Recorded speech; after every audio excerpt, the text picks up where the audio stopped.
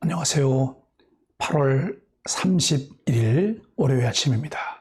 벌써 8월 마지막 날이 되었습니다. 말씀과 함께 새롭게 오는 소망의 아침을 시작하겠습니다.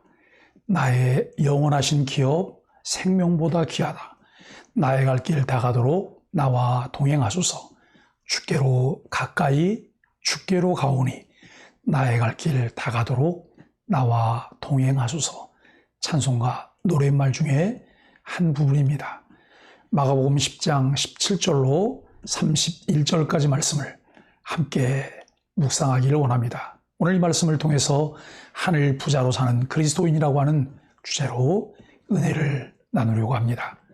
어떤 이가 영생길을 묻자 예수님이 계명을 지키라고 하십니다.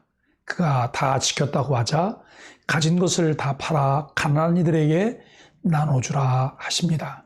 그가 근심하며 돌아가니 예수님은 부자는 하나님 나라에 들어가기가 어렵다고 하십니다. 복음을 위해 모든 것을 버리면 현세와 내세에서 복이 있습니다. 예수 믿는다는 것은 단순히 교회를 다닌다는 것, 교회에 소속되어 있다는 것만을 의미하지 않습니다. 예수님은 나의 구원자이십니다. 하나님은 나의 아버지이십니다. 나는 하나님의 자녀입니다라고 믿음을 고백하는 사람입니다. 예수 그리스도를 구주로 믿는 사람들은 교회의 머리이신 예수 그리스도와 한 몸으로 그 몸의 지체들로 살아갑니다. 예수 그리스도를 구주로 믿을 뿐만 아니라 예수님께서 오심으로 시작된 하나님 나라의 백성으로 뜻이 하늘에서 이룬 것 같이 땅에서도 이루어지도록 예수 그리스도를 따르는 제자로 사는 사람들입니다. 예수님을 따르는 제자들은 모든 것을 내려놓을 수 있어야 합니다. 한 사람이 예수님을 찾아와 내가 무엇을 하여 영생을 얻으리까라고 묻습니다. 하나님 나라에 갈 수 있는 방법을 물어본 것입니다. 예수님께서 그에게 계명들을 열거하셨습니다. 내가 계명을 안 하니 살인하지 말라, 간음하지 말라, 도둑질하지 말라, 거짓 증거하지 말라, 속여 빼앗지 말라, 내 부모를 공경하라 하였습니다. 이 말씀에서 예수님이 하시려는 말씀이 무엇일까요? 사람이 이 계명들을 다 지켜야만 영생을 얻을 수 있음을 말씀하시는 것일까요? 아닙니다. 사람은 온전히 계명을 지킬 수 없음을 깨닫게 하시기 위함입니다. 로마서 3장 20절에서는 율법의 행위로 그의 앞에 의롭다 하심을 얻을 육체가 없나니 율법으로는 죄를 깨달음이니라고 말씀하십니다. 그러나 이 사람은 자신이 모든 율법을 지켰다고 말합니다. 아마도 그는 유대인의 가정 안에서 경건의 교육과 훈련을 철저히 받은 사람으로 보입니다. 그러나 그 사람은 율법을 지키는 그의 행위들이 온전하지 않은 것임을 깨닫지 못했습니다. 율법은 철저히 지키고 있지만 그로 인해 영생의 기쁨을 맛보지 못하고 있습니다. 신앙생활이 의무일까요? 아니면 특권일까요? 신앙생활은 의무이기도 하지만 은혜를 깨달은 자들이 누리는 기쁨이며 특권입니다. 의무로만 남아있다면 우리들에게 신앙생활은 아주 불편하고 거추장스러운 짐일 것입니다. 예수님은 그 사람을 향해 한 가지 방법을 말씀하십니다. 내게 있는 것을 다 팔아 가난한 자들을 주라. 그리하면 하늘에서 보화가 내게 있으리라. 그리고 와서 나를 좇으라. 율법을 다 지켰다고 생각한 그였지만 사실 가능한 것만 행한 사람이었습니다.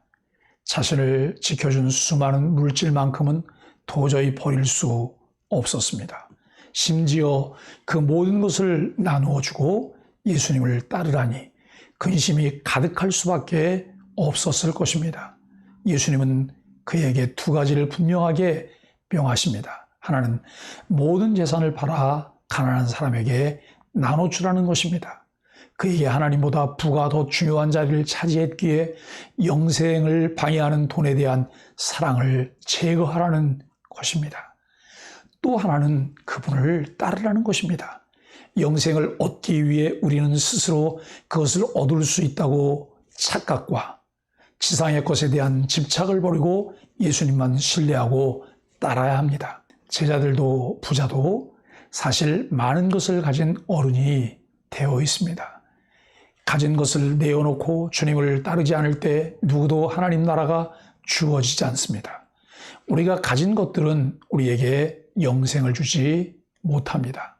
오직 어린 아이와 같이 단순하고 순전한 마음으로 가난한 심령이 되어 주님을 따를 때 우리는 비로소 하나님 나라 안에서 영생을 누리며 하늘의 기쁨을 맛보게 됩니다. 아직도 신앙생활이 강요나 의무감에 의해 이루어지고 있습니까? 봉사와 섬김이 자신에게 주어진 어떤 위치 때문에 하게 되는 것이라면 이것은 의무감으로 하게 되는 일일 것입니다. 자발적으로 주신 은혜에 의해 자신의 모든 것을 하나님께 내어드리는 기쁨을 누리는 신앙생활이 될 때에 차고 넘치는 은혜를 누리게 될 것입니다. 신앙성장이란 저절로 이루어지지 않습니다. 오랜 신앙생활을 해도 극적인 삶의 변화가 없어 고민하는 사람들이 많습니다. 주일 예배 때마다 듣는 하나님 나라와 나의 삶의 간극을 메울 법은 없을까요? 마치 무엇을 더해야 영원한 생명과 하늘의 기쁨을 맛볼 수 있는 것처럼 생각합니다. 팀 켈러는 영원한 생명을 얻기 위해 노력하는 사람의 특징으로 공허함과 불안을 말합니다. 수고와 성과 뒤에 찾아오는 이 두 가지 감정 때문에 그들은 결국 다시 무언가를 더합니다. 예수님은 정리하고 나를 따르라는 것이었습니다. 그러나 그는 재물이 많은 고로 슬픈 기색을 띠고 근심하며 예수님을 떠났습니다. 오늘 예수님은 그 장면을 목격한 제자들에게 말씀하십니다. 재물이 있는 자는 하나님의 나라에 들어가기가 심히 어렵도다. 여기서 들어가다라고 번역된 헬라어 에이세르 코마이는 경험을 시작하다는 뜻이 있습니다. 하나님 나라는 하나님을 의존하는 데서 경험되어지는데 다른 자원에 대한 의존도가 높으면 그만큼 경험할 수 없기 때문입니다. 저의 은사이신 김세윤 박사는 구원이란 무엇인가에서 구원을 가리켜 모든 악과 고난에서 해방되는 것이라고 말합니다. 인간은 감기처럼 죽음에 걸려있고 그러므로 죽음과 그 증상들인 악과 고난으로부터 해방돼야 할 필요가 있다는 것입니다.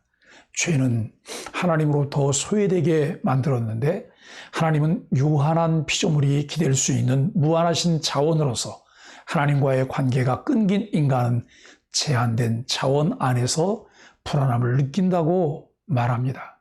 조금 더 자원을 확보하기 위해서 서로 뺏고 빼앗기는 세상이 되는 것은 어찌 보면 하나님을 떠난 피조세계의 당연한 수준이라 하겠습니다.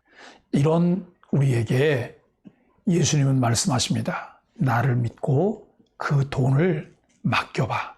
하나님의 나라를 맛보려면 하나님의 방식으로 살아가야 합니다. 우리가 예수님의 방식에 당혹스러운 것은 어찌 보면 당연합니다. 제자들은 낙타가 바늘 끼로 나가는 것이 부자가 하나님 나라에 들어가는 것보다 쉽다는 말씀에 대체 누가 구원을 얻을 수 있느냐고 반문했습니다. 거기에 대한 예수님의 대답은 사람은 할 수 없지만 하나님은 하실 수 있다는 이야기였습니다. 무슨 말인가요? 하나님께 당신의 삶의 주도권을 양도하라는 말입니다. 예수님은 친히 우리에게 하나님 나라가 어떻게 임하는지 보여주시기 위해 부자로서 가난하게 되셨습니다. 그분은 하나님의 본체로서 우주에서 가장 큰 부자였지만 기꺼이 빈자의 자리로 내려오셨습니다. 그리고 십자가로 향하고는 죽음을 이기시고 생명의 왕이 되셨습니다. 히브리서 기자는 예수님이 십자가로 향하신 이유를 가리켜 그 앞에 있는 기쁨을 위하여라고 말합니다. 그것은 어떤 기쁨일까요? 구원할 자녀들에 대한 기쁨이요, 다가오는 나라에 대한 기쁨입니다. 예수님은 가장 큰 기쁨으로 하나님 나라의 문을 여셨습니다. 이제 예수님은 영원한 기쁨의 길로 우리를 초대하십니다. 두려움이 아닌 기쁨이, 죽음이 아닌 부활이 이끄는 이 길은 예수님이 죽음으로 이루신 새롭고 산 길입니다. 이 길로 들어서는 자, 곧 나와 복음을 위하여 재산과 가족을 버린 자는 현세에 있어 100배나 받되 박해를 겸하여 받는다 라고 말합니다. 여기서 버렸다는 말은 잠시 두고 떠나다라고 하는 뜻으로 하나님께 맡긴다는 의미입니다. 예수님은 유능한 펀드 매니저로 우리가 맡긴 것들을 더욱 건강히 다루십니다. 또한 새로운 가족과 자산도 만나게 하시는데 교회 공동체입니다. 이것이 100배가 말하는 참 의미입니다. 뿐만 아니라 내세에 대한 영생의 약속이 있는데 내세는 이 시대의 끝에 만나는 새 시대로 하나님 나라입니다. 부자 청년이 원했던 것은 새로운 가족 안에서 먼저 경험되어집니다. 교회는 다가오는 어떤 어려움을 함께 이기는 새 나라의 가족입니다. 새로운 가족의 가장은 하나님이십니다. 당신은 더 이상 영원한 생명을 얻기 위해 수고하지 않아도 됩니다. 당신의 선택이 남았습니다. 기쁨의 길로 들어서겠습니까? 다시 공허하고 불안한 길로 돌아서겠습니까? 함께 기도하겠습니다.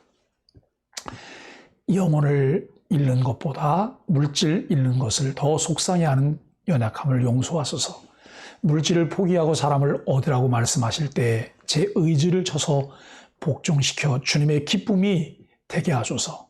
이 땅에서 부요한 자가 아니라 천국에서 부요한 자로 인정받는 주님의 참된 제자가 되기 원합니다. 함께 기도하겠습니다.